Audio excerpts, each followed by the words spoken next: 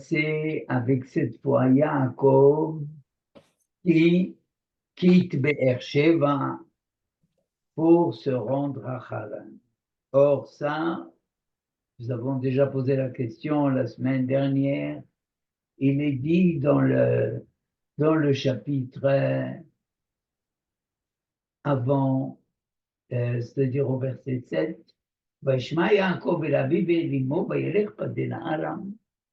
Yaakov a écouté le conseil de son père et de sa mère et il s'est rendu à Padena Aram. Pourquoi le texte a-t-il besoin de reprendre ou de mettre en évidence ce départ de Yaakov? Alors, le Midrash ne se contente pas de dire que ce départ de Yaakov était problématique. Peut-on quitter Israël parce que nous avons peur de Esav, parce que nous ne nous sentons pas en sécurité? Peut-on préférer la vie à Haran et risquer de perdre réellement son identité? Qu'est-ce qui va devenir de lui quand il va à Haran? Alors, on nous dit que Yaakov, bien qu'il ait eu la bénédiction de son père et de sa mère, n'est pas tranquille. Il va aller de me poser la question Hachem ve'ever.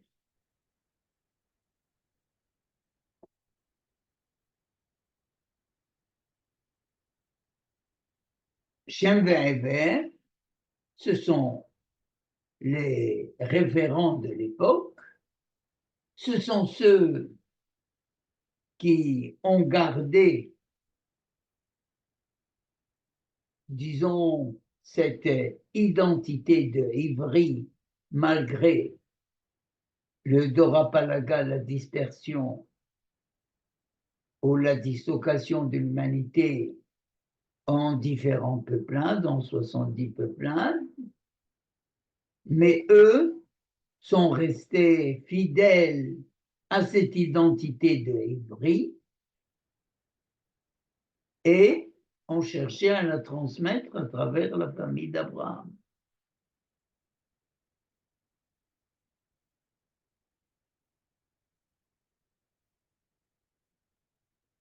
Or, pour clarifier ce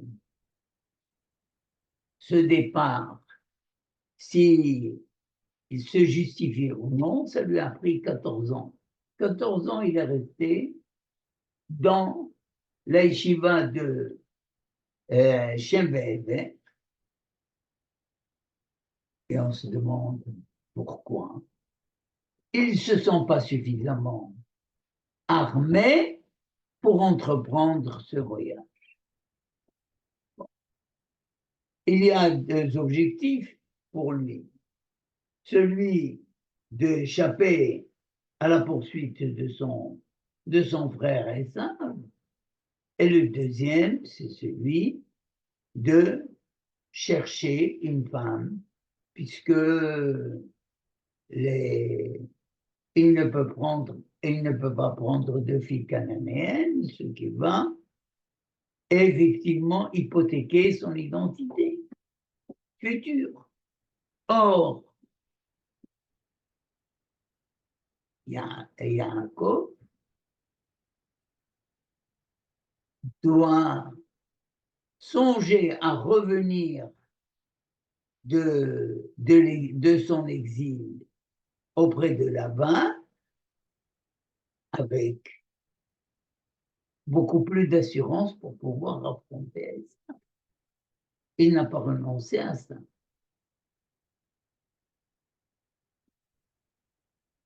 N'oublions pas qu'il est le troisième patriarche. Et à ce titre, c'est à lui qu'incombe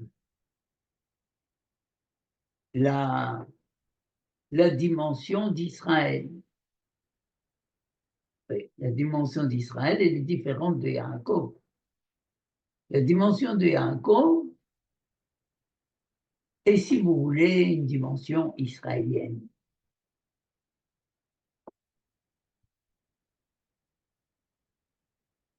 Une dimension nationale.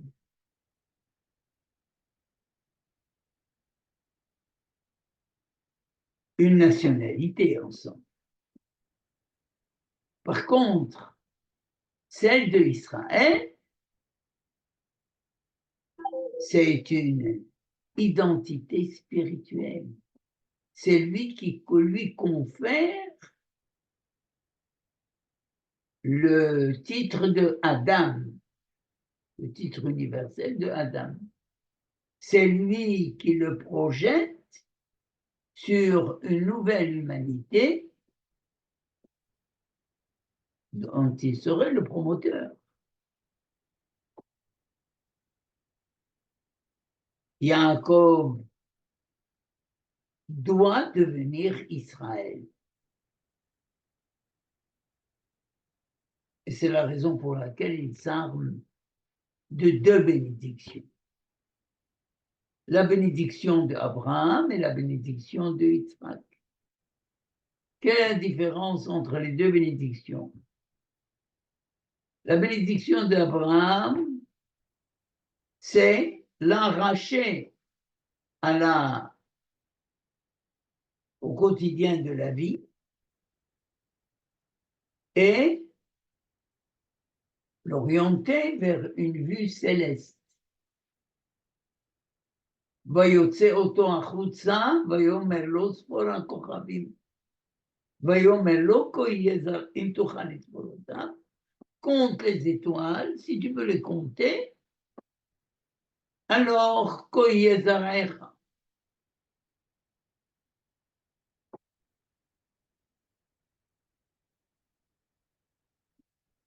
La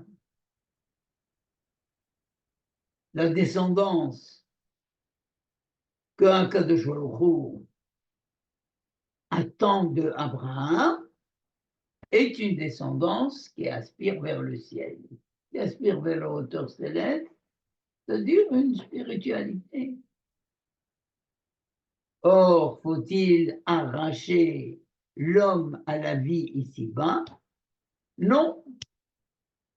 Il va y avoir une deuxième bénédiction, mais cette fois c'est celle de Yitzhak. Celle de Yitzhak est Ka'afar haaretz, comme le sable de la terre. Tu vas être impliqué dans le développement de la terre, dans tous les problèmes inhérents à la vie de tous les jours. Et tu ne seras Israël que en ayant la voix de Yaakov, mais en utilisant les mains de Esav. La voix de Yaakov est toute spirituelle. La main de Esav, elle est pratique, elle est matérielle. En somme, qu'est-ce que Israël? Israël, c'est être à la fois Yaakov et Esav. הכל כל יעקב והידיים ידי עשיו. Mais c'est difficile de réaliser cela dans une terre étrangère. Ouais.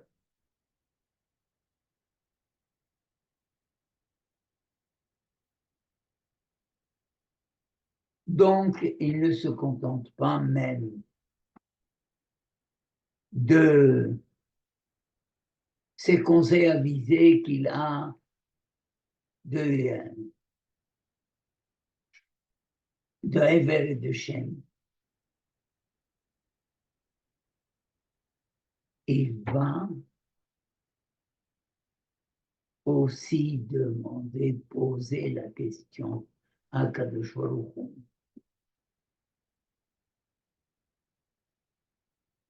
Ils se font en prière.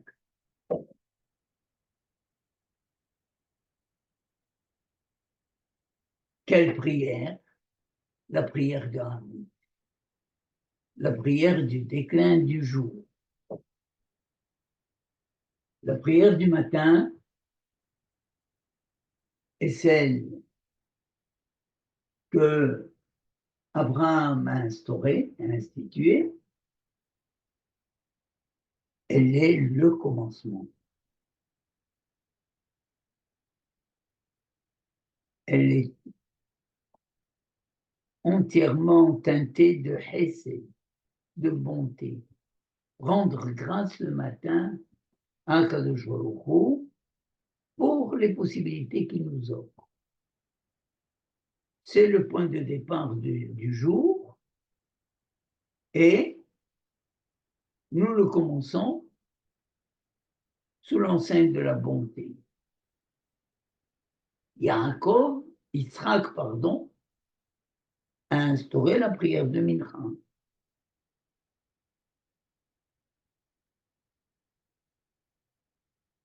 Mincha, c'est la finalité. Comment on va finir le jour? Qu'est-ce qu'on a fait de notre temps? Qu'est-ce qu'on a fait de notre vie? C'est l'heure du bilan.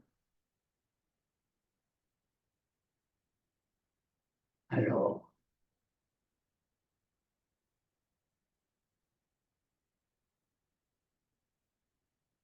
si la prière du matin porte le cachet de Midat HaChesed, de la tribu de bonté, celle de Mincha, c'est Midat HaDin, c'est la tribu de justice, il faut rendre des comptes.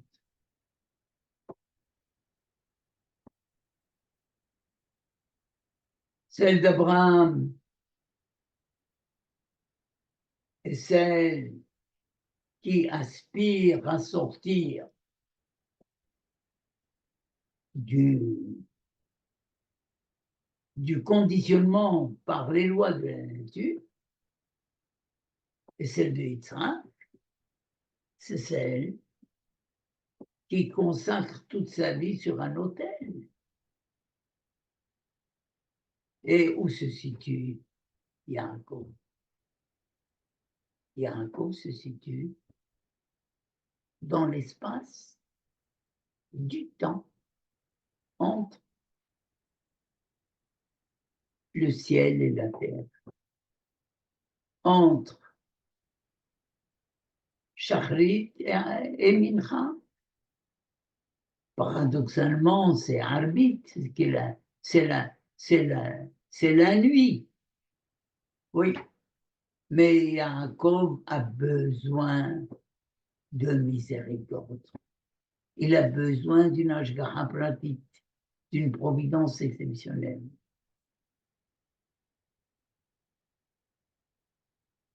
Et c'est la raison pour laquelle le texte précise que Vayetse Yaakov mi Beersheva, en principe, son père n'était pas à Beersheba. Mais il est passé par Beersheba parce que là se trouvait effectivement les Shiva de Shem et de Heber. Là-bas, il a essayé de voir, de se renforcer pour affronter la vie de l'exil, parce qu'il a peur, effectivement,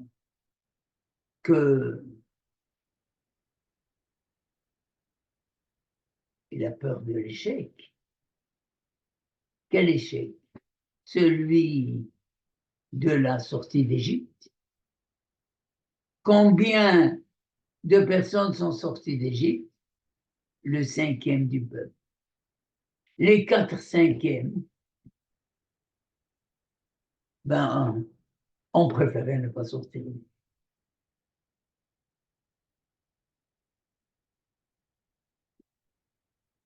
Or là, le problème est toujours de la émona. Qu'est-ce que c'est que la foi? C'est effectivement faire coordonner nos principes de vie, nos règles de vie, nos principes avec la réalité.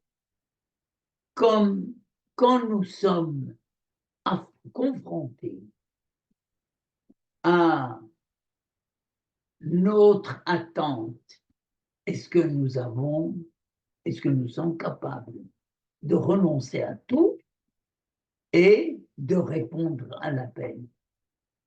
Oui, le peuple juif en Égypte, il avait certainement affirmé son judaïsme sous toutes ses formes. Mais lorsque Moshe se présente pour lui dire que Akadosh Baruch Hu a décidé de les sortir d'Égypte et de les mener vers la terre d'Israël, pour qu'ils soient enfin bénis Israël, et pas seulement Beth Yaakov.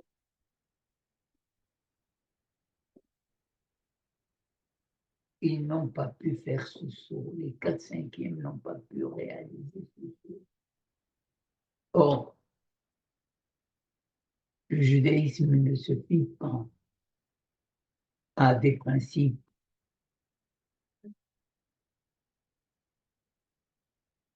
de croyances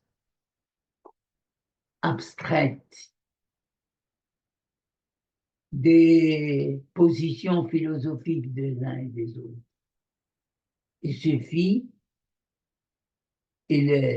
Il s'agit plutôt de concrétiser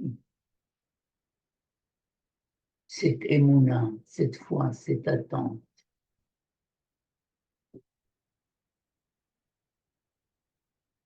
Et la prière qui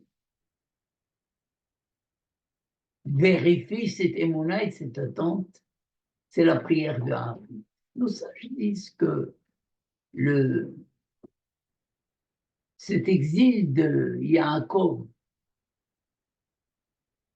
chez Laban pendant 20 ans, c'était déjà une préfiguration de l'exil du peuple juif en Égypte. Et de la même manière que Yaakov est sorti avec la structure ou l'ossature d'une famille complète de chez Laban, eh bien, c'est la même chose que va se réaliser à la sortie d'Égypte. Le peuple juif, il a perdu ses 4/5, mais il a réalisé sa structure de Beth Israël.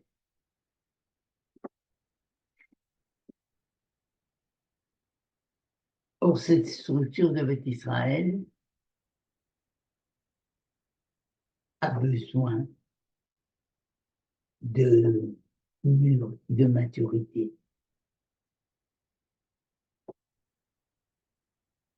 Il faut toujours se dire que lorsqu'Akadosh Baruch Hu nous promet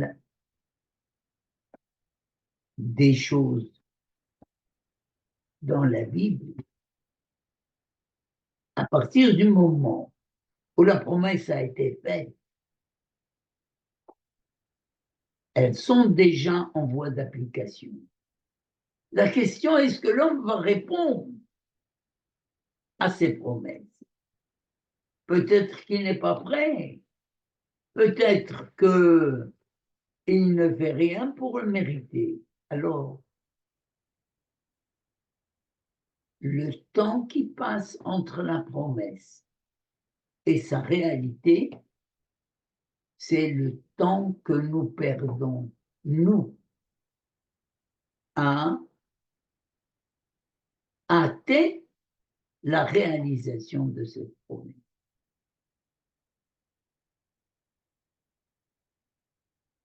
Et c'est la raison pour laquelle nous nous trouvons comme plongés dans la nuit.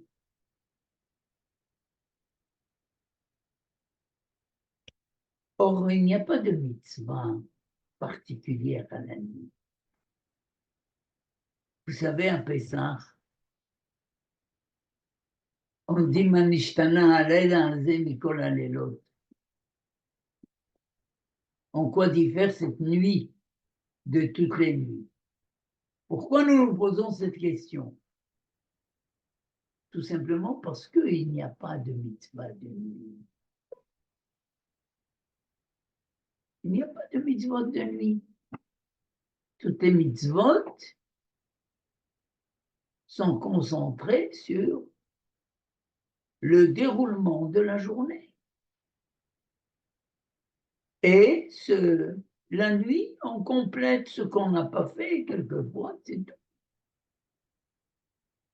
Mais à Pessah, comme Laïla Kayom Yahir, la nuit va éclairer comme le jour et c'est considéré comme le jour. L'El Shimurimhu, c'est une nuit de veille. Alors, il y a une mitzvah particulière, c'est celle de la Haggadah. C'est celle, effectivement, de repenser cette sortie d'Égypte, ce passage à travers la nuit. Ce passage à travers la nuit,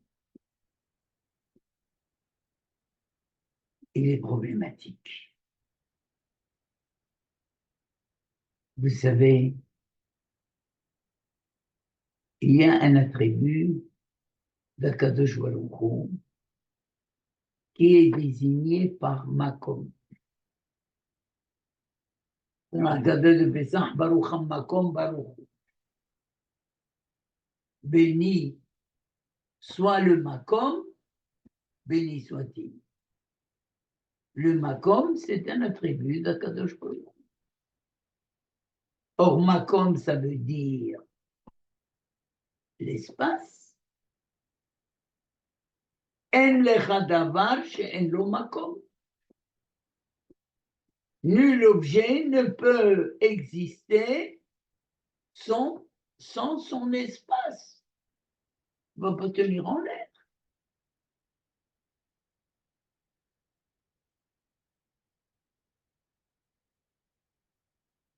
L'espace, c'est celui qui donne une existence réelle à l'objet, à toute chose. Il a donné le verbe kayem, maintenir, exister. Alors quand on dit Baruch HaMakom Baruch Hu, béni soit celui qui assure l'existence de toute chose. Mais lui, il intègre toute cette création.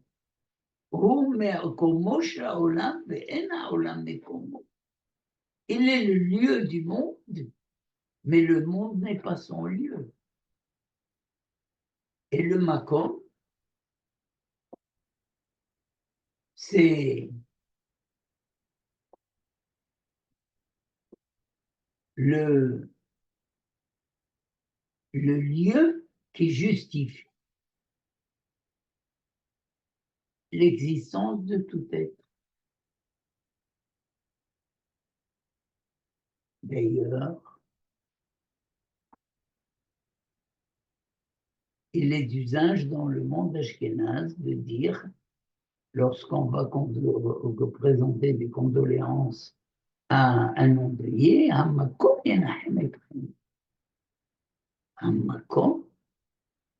on ne dit pas Hachem, mais on emploie le mot Hamakom, à savoir que cet homme ou cette femme qui a quitté ce monde et qui n'a plus de Makom, mais il y a un autre Makom, il y a celui qui englobe tout le Makom et qui est Mekomo Shel Haolam. c'est lui qui va vous soutenir en ce moment. Or, nos sages disent que ce Makom par excellence, c'est Haramoria. C'est le sanctuaire.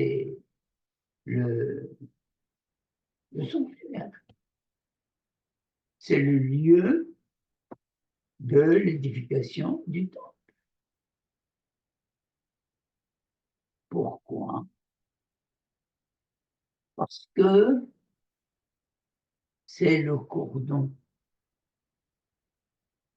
auquel se rattache toute la création. C'est le point de départ de la création. Il est la matrice de l'ensemble de la création. C'est de là que s'est déployé tout l'espace. Et de ce fait, ce Makom est le concentré de l'espace. C'est là qu'un Kadosh Baruch Hu a établi son lien avec le monde qu'il a créé. C'est là que le peuple qu'il a choisi trône au-dessus des tables de la loi, représenté par des kérouvim, par des chérubins, un visage masculin et féminin. Qui représente le Knesset Israël, l'Assemblée d'Israël.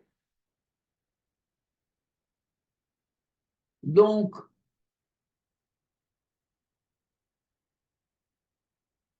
chez Yaakov va apparaître cette notion, cette dimension de Makom, parce que il a rendu ce monde habitable par Dieu. Il a établi la jonction entre le ciel et la terre. Et dans cet espace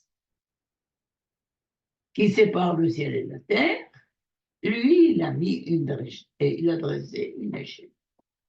Soulam, Malaché Elohim Haolim Ve'ordim Bo.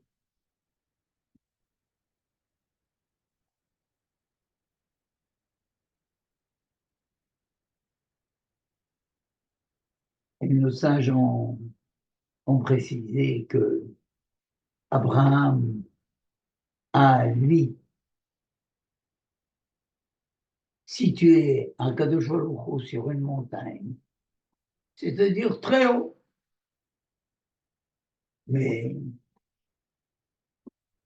ce n'est pas habitable. Yitzhak, c'est Sadé, c'est un champ. Il existe pour soi-même. Mais il faut toujours le travailler pour qu'il donne quelque chose. Yaakov a cette particularité qu'il a transformé ce monde en baït, en demeure.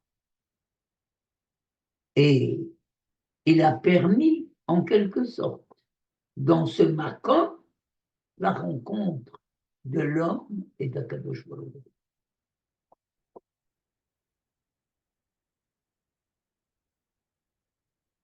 Et c'est pour cela que les Chachamim disent que Vaïtse Yaakov mi Be'er-Sheva vayelech Harana. Il va certes dans un lieu où sévit la colère de Dieu.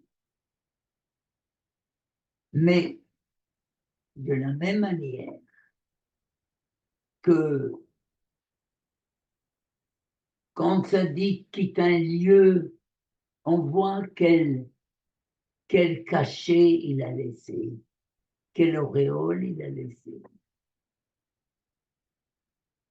Et bien sûr, le lieu qu'il quitte en souffre, mais le lieu dans lequel il arrive, c'est une autre façon de l'éclairer, une autre façon de le couronner, de lui donner un makom, un attribut de makom, de le rendre habitable.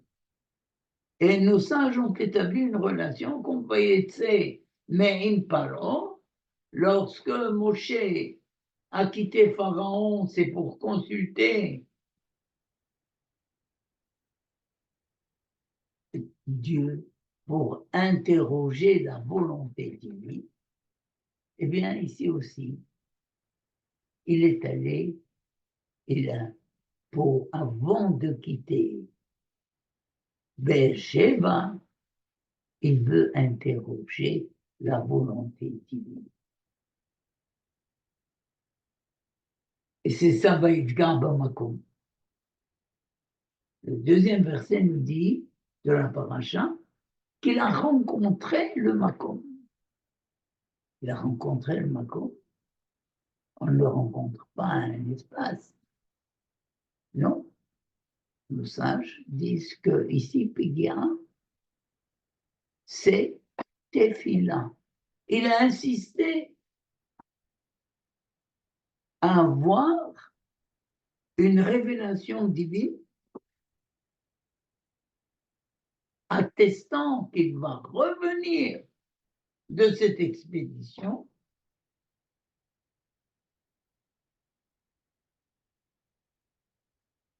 sain et sauf. Et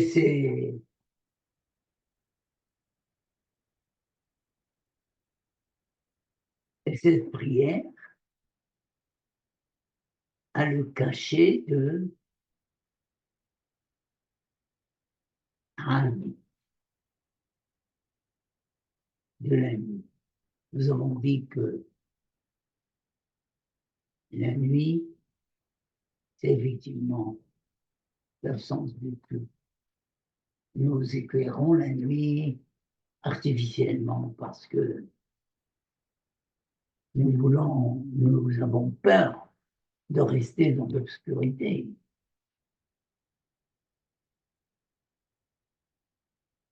La nuit, nous sommes impuissants. La nuit, nous implorons la miséricorde de Dieu.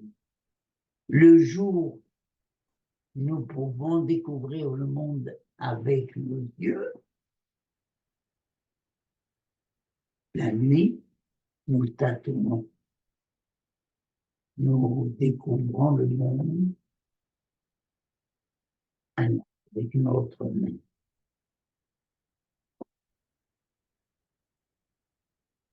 Il y a donc dans cette sortie de l'homme de son Dieu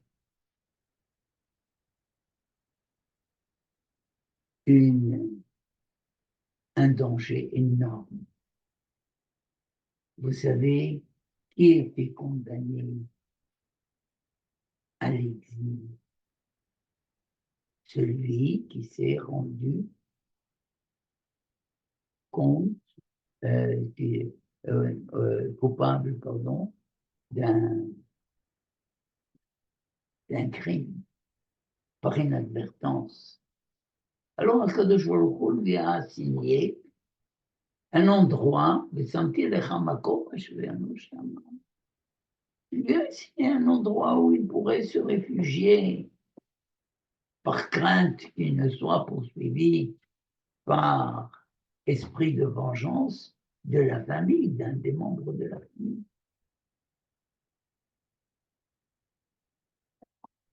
Et Caïn, qui a tué son frère, tu seras errant sur terre. C'est-à-dire que la nature de cet espace dans lequel nous vivons et qui nous est personnel peut effectivement nous condamner à l'exil, tout simplement parce que nous avons refusé à quelqu'un d'autre son propre espace. nous l'avons évacué. Alors, il faut savoir que toute personne est irremplaçable. Toute personne a sa mission à remplir. Et je ne peux pas me mettre à sa place.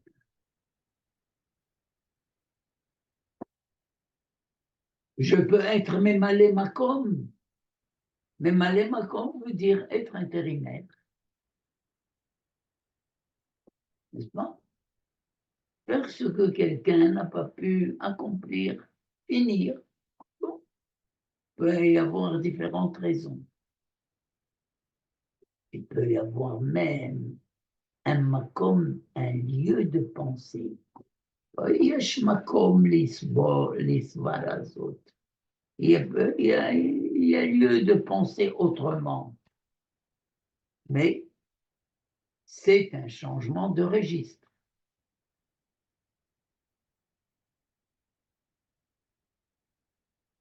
Mais à l'origine, chacun a son makom, ce qui lui permet de vivre. Mais ce makom qui lui est propre et qu'il perd par sa propre faute, Adam Arishon, מפני חטאינו גלינו מארצנו. Nous le déclarons, nous l'avons. À cause de nos fautes, nous avons été exilés. Il y a une adéquation entre le makom et le lieu. L'être. D'ailleurs, en valeur numérique, Yud Ke Vav Ke. Vous prenez la racine carrée de Yud, c'est 10 fois 10, 100.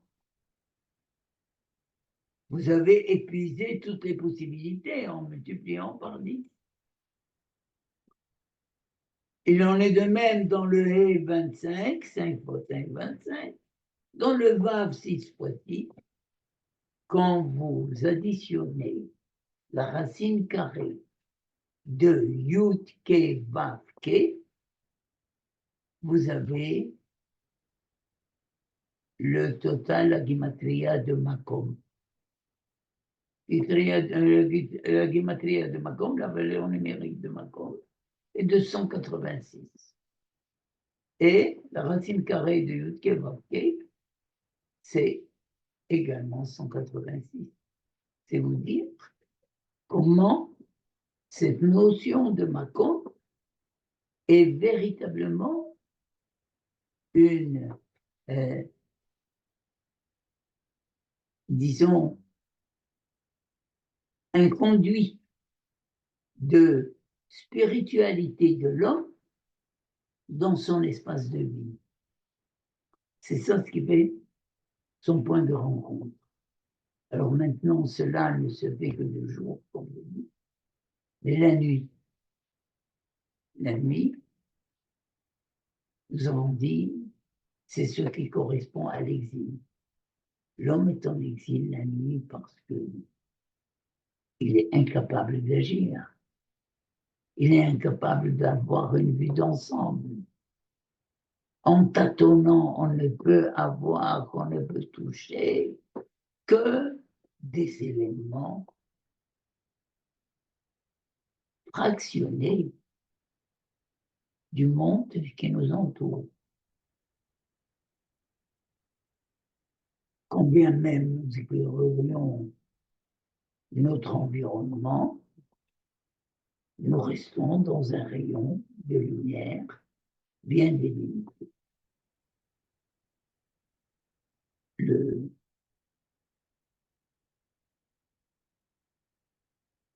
Mais il y a un avantage dans la nuit. Quand je reste face à moi-même. Et quand je suis en train de me repenser dans cet état de solitude, pour autant que je sois animé d'une certaine foi, alors je peux déjà m'armer de nouvelles énergies. N'oublions pas que le jour, dans le calendrier hébraïque, commence la nuit. C'est la nuit qui me projette sur le jour, sur le réveil, pas le contraire. Je ne finis pas ma journée dans la nuit. Et c'est donc la nuit, je commence une nouvelle journée, je commence une nouvelle vie. La nuit est chargée d'un projet futur. D'ailleurs, et cela, nos Hachamim m'ont dit, Kol Mishlo Emet Ve'atziv Baboker Ve'emet Ve'emuna Ba'erev Lo Yatzai Yachvat.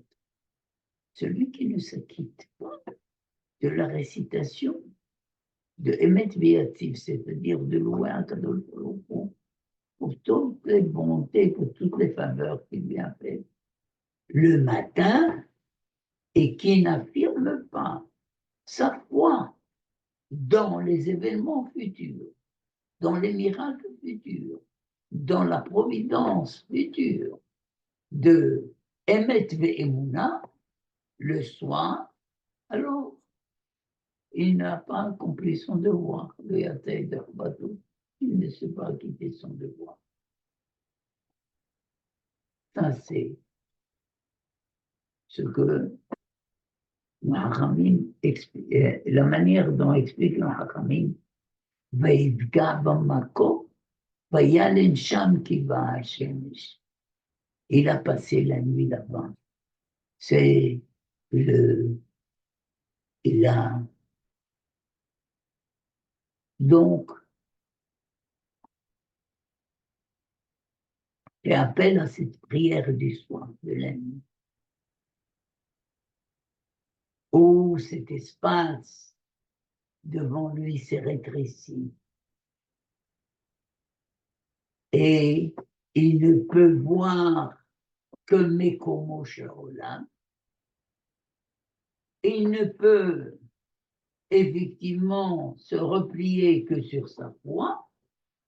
Alors, c'est ce qui lui donne la force d'aller entreprendre cette vie en Hutzaharetz. Et là, nos sages aussi ont dit, à propos de Kiba Shemesh, c'est pas que